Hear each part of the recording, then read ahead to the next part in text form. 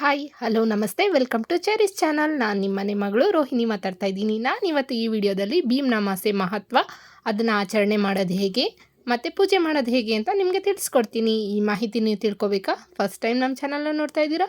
ಇನ್ನೂ ಸಬ್ಸ್ಕ್ರೈಬ್ ಆಗಿಲ್ಲ ಅಂದರೆ ನಮ್ಮ ಚಾನಲ್ನ ಸಬ್ಸ್ಕ್ರೈಬ್ ಮಾಡಿ ಸಪೋರ್ಟ್ ಮಾಡಿ. ಸಬ್ಸ್ಕ್ರೈಬ್ ಮಾಡಿರೋ ಪ್ರತಿಯೊಬ್ಬರಿಗೂ ಕೂಡ ತುಂಬು ಹೃದಯದ ಧನ್ಯವಾದಗಳು.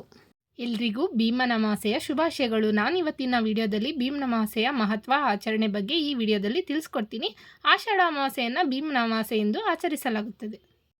ಪುರಾಣಗಳ ಪ್ರಕಾರ ಭೀಮನ ಜನ್ಮದಿನವನ್ನೇ ಭೀಮನ ಅಮಾವಾಸ್ಯೆ ಎಂದು ಆಚರಿಸಲಾಗುತ್ತದೆ ಎಂದು ಹೇಳಲಾಗುತ್ತದೆ. ಈ ಭೀಮನ ಅಮಾವಾಸ್ಯೆಯನ್ನು ನಮ್ಮ ಹಿಂದೂ ಹೆಣ್ಣು ಮಕ್ಕಳು ವಿಶೇಷ ರೀತಿಯಲ್ಲಿ ಆಚರಿಸುತ್ತಾರೆ. 2024ರಲ್ಲಿ ಆಗಸ್ಟ್ ತಿಂಗಳ 4ರಂದು ಭಾನುವಾರ ಭೀಮನ ಅಮಾವಾಸ್ಯೆ ಬಂದಿದೆ. ಭೀಮನ ಅಮಾವಾಸ್ಯೆಯು 3ನೇ ತಾರೀಕು 3:51ರಿಂದ ಪ್ರಾರಂಭವಾಗಿ ಭಾನುವಾರ ಅಂದರೆ 4ನೇ ತಾರೀಕು 4:30ರವರೆಗೆ ಅಮಾವಾಸ್ಯೆ ಇರುತ್ತದೆ. ಸೂರ್ಯ ಇರೋ ಸಮಯದಲ್ಲೇ ನಾವು ಅಮಾವಾಸ್ಯೆಯನ್ನು ಆಚರಿಸಬೇಕಾಗಿರೋದ್ರಿಂದ ಅಮಾವಾಸ್ಯೆ ಪೂಜೆಯನ್ನು ನಾವು 4ನೇ ತಾರೀಕು ಮಾಡಬೇಕು.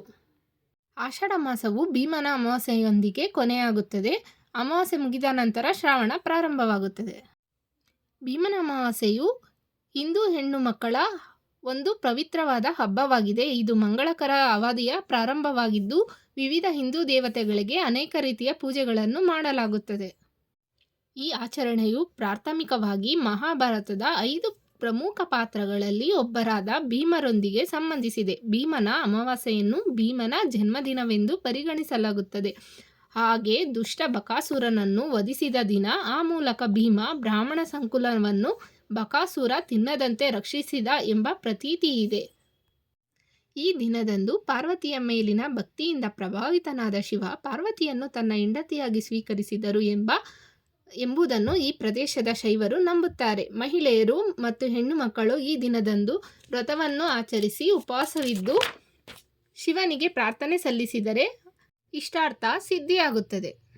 ಅವಿವಾಹಿತ ಹೆಣ್ಣು ಮಕ್ಕಳು ಸದ್ಗುಣ ಹಾಗೂ ಭೀಮನಂತ ವರನನ್ನು ಕೋರಿ ಹರಳಿ ಮರಕ್ಕೆ ಪ್ರದಕ್ಷಿಣೆ ಹಾಕಿ ಪೂಜೆ ಸಲ್ಲಿಸಿದರೆ ಪಾರ್ವತೀ ದೇವಿ ಅವರನ್ನು ಆಶೀರ್ವದಿಸುತ್ತಾರೆ ಎಂಬ ನಂಬಿಕೆ ಇದೆ.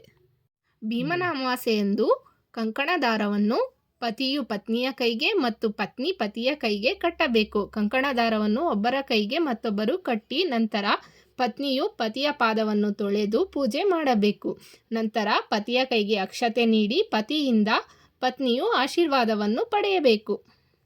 ಈ ರೀತಿ ಪೂಜೆ ಮಾಡುವುದರಿಂದ ಗಂಡನ ಆಯುಷ್ಯ ವೃದ್ಧಿಯಾಗುತ್ತದೆ ಎಂಬ ನಂಬಿಕೆ ಇದೆ. ಈ ರೀತಿ ಪೂಜೆ ಮಾಡುವುದು ನಮ್ಮ ಹಿಂದೂ ಸಂಸ್ಕೃತಿಯಾಗಿದೆ.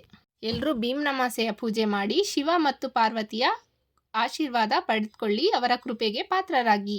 ಎಲ್ರಿಗೂ ಈ ಮಾಹಿತಿ ಇಷ್ಟ ಆಗಿದ್ರೆ ನಮ್ಮ ಚಾನಲ್ನ ಸಬ್ಸ್ಕ್ರೈಬ್ ಮಾಡಿ, ನಿಮ್ಮ ಫ್ರೆಂಡ್ಸ್ಗೂ ಶೇರ್ ಮಾಡಿ, ಸಪೋರ್ಟ್ ಮಾಡಿ. ಧನ್ಯವಾದಗಳು.